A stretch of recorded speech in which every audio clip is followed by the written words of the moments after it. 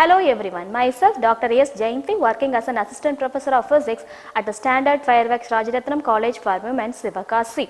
So in this video, we are going to see about the copolymers and polymer crystallinity in detail.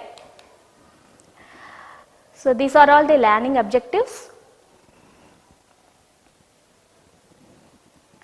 So on studying this, the learners can able to define the copolymers and explain how they differ from copolymers.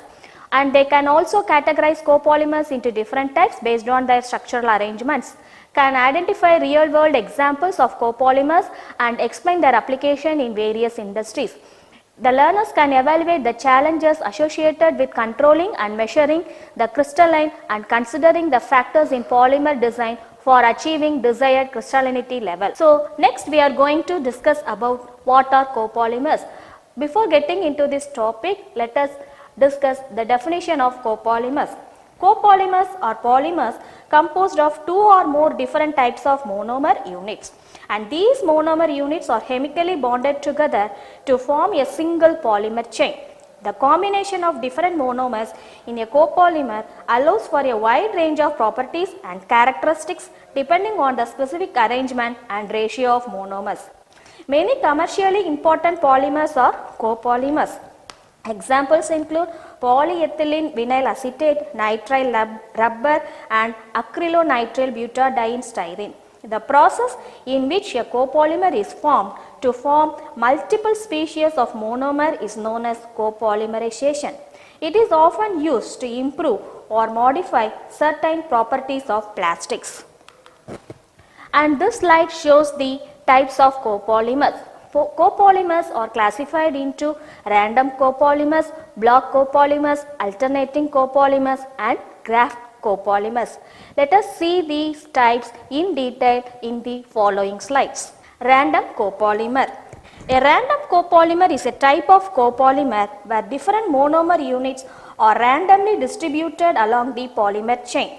Unlike other types of copolymers that exhibit specific patterns or sequences, random copolymers have no regular arrangements of monomer units. The incorporation of different monomers occurs in a statistical manner, resulting in a polymer chain with a diverse and random sequence of repeating units. And this the side figure shows the arrangement of random copolymer. Here A and B represents the monomer units. A common example of random copolymer is the copolymerization of styrene and acrylonitrile to form styrene acrylonitrile copolymer, and the same chemical structure is represented in the form of figure. In this case, the two monomers are randomly distributed along the polymer chain, resulting in a material with properties that combine features of both styrene and acrylonitrile. Random copolymers find applications in a variety of industries, including the production of plastics, rubbers and other materials where a combination of different monomer properties is desired. Next, we are going to see about the block copolymer. A block copolymer is a type of copolymer consisting of long sequences or blocks of two or more different monomer units. Unlike random copolymers, block copolymer exhibit a more organized and structured arrangement of monomer blocks within the polymer chain. And the same is represented in the form of figure 1. Here A and B indicates the monomer units, and these distinct blocks can have different chemical and physical properties which provide unique characteristics to the overall copolymer. A classic example of a block copolymer is the styrene butadiene styrene. It is a dry block copolymer. So, and the chemical structure is represented in the form of the figure given below. In this case, the polymer chain consists of blocks of styrene monomers followed by blocks of butadiene monomers. The styrene blocks are often hard and rigid, while the butadiene blocks are soft and elastomeric, which results in a copolymer which possesses both thermoplastic and elastomeric properties. Next, we are going to see about alternating copolymers. Alternating copolymers are a type of copolymer in which Two different monomer units are regularly and sequentially arranged along the polymer chain. Unlike random copolymers, here the monomers are randomly distributed, and alternating copolymer exhibit a consistent pattern of monomer units in their structure. And the classic example for alternating copolymer is polystyrene co-malic anhydride, and the chemical structure is represented in the form of figure 2. In this case, the polymer chain consists of alternating units of styrene and malic anhydride monomers. The regular and alternating arrangement of monomers in such copolymers can lead to unique properties, making them valuable in various applications including adhesives, coatings and drug delivery systems. The controlled structure of alternating copolymers allows for tailoring specific functionalities and behaviors based on the selection of monomers and their ratio. The last one is the graft copolymers. Graft copolymers are a unique class of copolymers where one or more types of monomers are polymerized and form side chains along with the main chain of another polymer. The structural arrangement creates a hybrid material with both the properties of the main polymer chain and the grafted side chain. And the best example of a graft copolymer is high density polyethylene with grafted malic anhydride side chains, and the same is represented in the form of figure.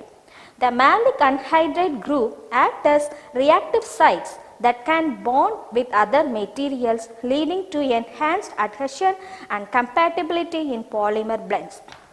Graft copolymers find applications in industries such as adhesives, compatibilizers for polymer blends and surface modification agents due to their unique combination of properties from both the main chain and the grafted side chain.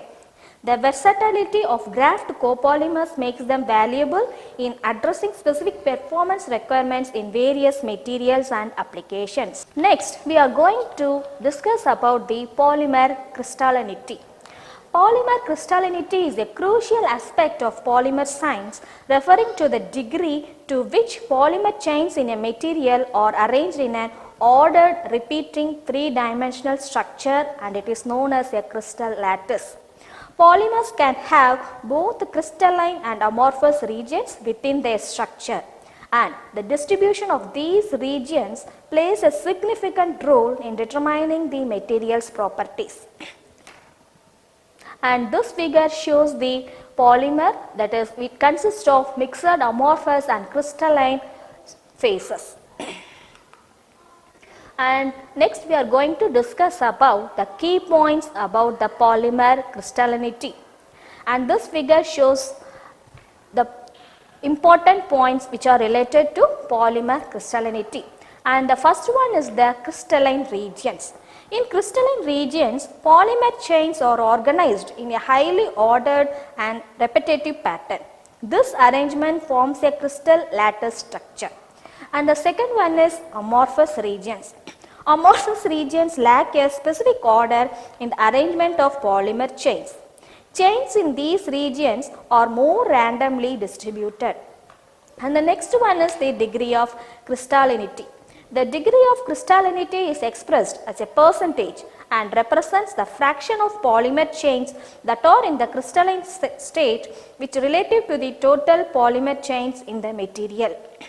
And the next one is the mechanical properties. Crystalline regions contribute to the stiffness and the strength of the polymers. The ordered structure provides resistance to deformation and enhances the mechanical properties.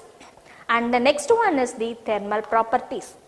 Crystalline polymers generally have higher melting points compared to amorphous polymers. The heat required to disrupt the ordered structure is higher in crystalline regions. The next one is the optical properties. Crystallinity can influence the transparency and the optical clarity of a polymer. Crystalline regions may scatter light differently than the amorphous regions. And the next one is the processing conditions. The degree of crystallinity can be influenced by the processing conditions during polymer manufacturing such as cooling rates and pressure. Rapid cooling or high pressure during processing may result in a more amorphous structure. And then last one is the material applications. Crystallinity plays a crucial role in determining the suitability of polymers for specific applications. For example, high crystalline polymers may be preferred for structural applications requiring high strength. Understanding and controlling the crystallinity of polymers are essentially for tailoring their properties to meet specific application requirements. Researchers and engineers often manipulate processing conditions or incorporate additives to achieve desired levels of crystallinity and optimize polymer performance. Thank you for watching this video. Once again, thank you.